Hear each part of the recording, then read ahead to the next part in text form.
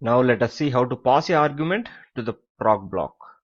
So let us create first hello is equal to proc flower brackets. So inside the flower brackets, if you want to receive the argument or the variable, you should have to type these two vertical bars, and inside that let us say a, and write puts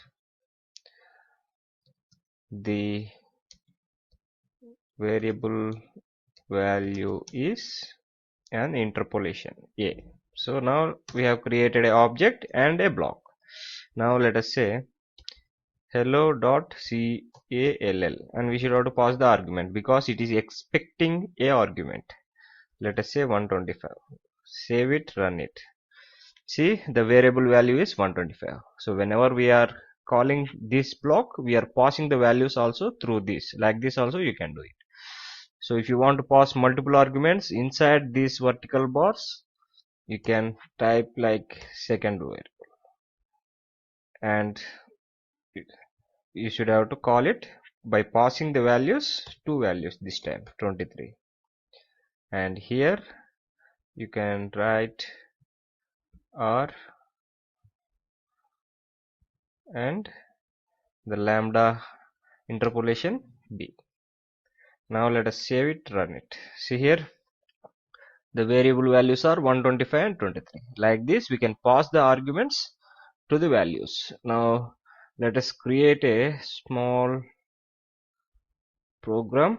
Let us say we will create a add proc,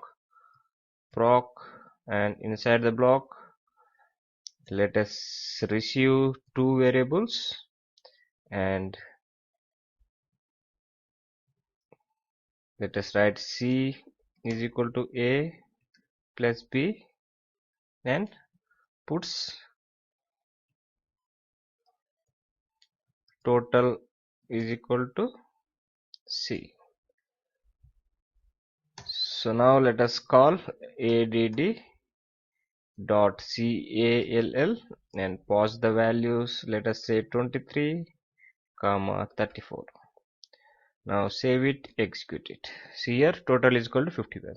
Like this we can make the block very useful using these proc statements and passing the arguments and execute the code and get the result. So hope you understood how to use the proc. In the next video we will be seeing more about these procs.